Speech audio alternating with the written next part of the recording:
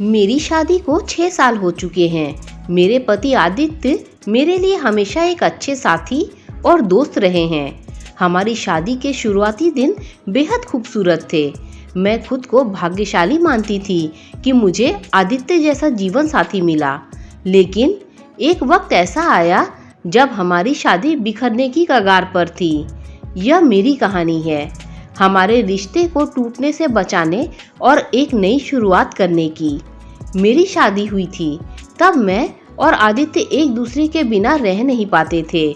हम लंबी लंबी बातें करते थे, साथ में खाना बनाते और हर छोटे छोटे पलों का आनंद लेते। मुझे अब भी याद है, शादी के कुछ महीनों बाद हमने अपनी पहली सालगिरह मनाने के लिए मनाली की यात्रा की थी। वह ठंडी रातें, गुनगुनी कॉफ़ी कप और हमारा बेफिक्र हंसना। आदित्य की मुस्कान मेरे लिए सब कुछ थी, लेकिन मुझे यह एहसास नहीं था कि यह सब हमेशा ऐसा नहीं रहेगा। 3 साल बाद सब कुछ धीरे धीरे बदलने लगा। मैं काम और घरेलू जिम्मेदारियों में उलझने लगी। मेरी अपनी ऊर्जा खत्म होती सी महसूस हुई और फिर मुझे लगा कि मैं शारीरिक संबंधों में रुचि खो रही हूँ। शुरुआत में मैंने इसे नज़रअंदाज किया। मैंने सोचा शायद यह काम का दबाव है, लेकिन वक्त के साथ यह समस्या और बढ़ने लगी। मैं अक्सर बहाने बनाने लगी। आज थक गई हूँ आदित्य, अभी मूड नहीं है। ऐसे शब्द मेरी दिनचर्या का हिस्सा बन गए। शुरुआत में आदित्य ने धैर्य दिखाया, लेकिन धीरे धीरे वह भी चुप रहने लगे। पहले वे मुझसे बातें करने की कोशिश करते थे, लेकिन अब वह भी बंद हो गया। एक दिन जब हमने इस बारे में झगड़ा किया, आदित्य ने कुछ ऐसा कहा जिसने मेरी आत्मा को झकझोर दिया। अनुष्का, क्या तुमने कभी सोचा है कि मैं कैसा महसूस करता हूँ? तुम्हारी इस दूरी ने मुझे एक अजनबी बना दिया है। उस रात मैंने पहली बार खुद को आईने में देखा। क्या मैं आदित्य के साथ अन्याय कर रही हूँ? क्या यह समस्या मेरी वजह से है? अगले दिन मैंने अपनी सबसे करीबी दोस्त पायल को फ़ोन किया।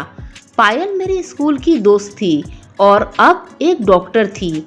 मैंने उससे अपने दिल की सारी बातें शेयर की। पायल ने मुझे ध्यान से सुना और कहा, अनुष्का, यह समस्या सामान्य है, लेकिन इसे अनदेखा करना ठीक नहीं है। तुम्हें सबसे पहले आदित्य के साथ खुलकर बात करनी होगी और डॉक्टर से मदद लेनी होगी। उसकी बात ने मुझे हिम्मत दी। उस रात मैंने आदित्य को अपने डर और परेशानियों के बारे में बताया। आदित्य, मुझे लगता है कि मैंने तुम्हें और हमारे रिश्ते को नज़रअंदाज किया है, लेकिन अब मैं इसे ठीक करना चाहती हूँ। क्या तुम मेरे साथ रहोगे? आदित्य ने मेरी आंखों में देखा और कहा, हम इसे साथ मिलकर ठीक करेंगे अनुष्का। बस इतना कि हम एक दूसरे से झूठ नहीं बोलेंगे। उनकी यह बात सुनकर मेरा दिल हल्का हो गया। पायल ने हमें एक गायनेकोलॉजिस्ट से मिलने की सलाह दी। डॉक्टर ने मेरी शारीरिक और मानसिक स्थिति का मूल्यांकन किया। जांच में पता चला कि मेरी समस्या का कारण हार्मोनल इम्बैलेंस और तनाव था। डॉक्टर ने मुझे दवाइयों के साथ एक हेल्दी लाइफस्टाइल अपनाने की सलाह दी। योग, मेडिटेशन और समय पर खाना खाने से आप जल्दी ठीक हो जाओगी।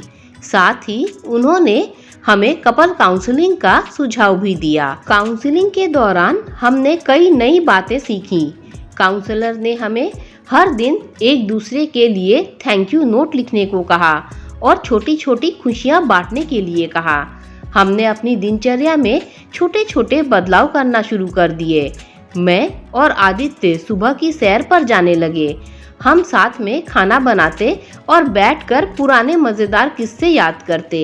एक दिन आदित्य ने मेरे लिए एक गुलाब लाते हुए कहा, तुम्हारी मुस्कान मेरी दुनिया है अनुष्का।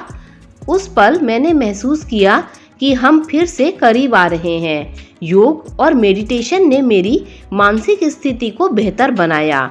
मैं अधिक ऊर्जावान और खुश महसूस करने लगी। मुझे एहसास हुआ कि शारीरिक संबंध सिर्फ एक शारीरिक ज़रूरत नहीं है, यह भावनात्मक जुड़ाव का भी हिस्सा है। आज हमारा रिश्ता पहले से कहीं ज़्यादा मजबूत है।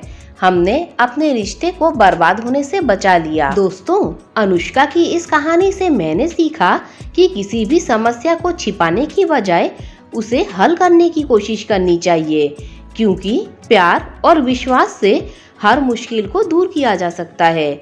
अगर आप भी किसी रिश्ते में कठिनाइयों का सामना कर रहे हैं तो संवाद करें। मदद मांगने में कोई शर्म नहीं है।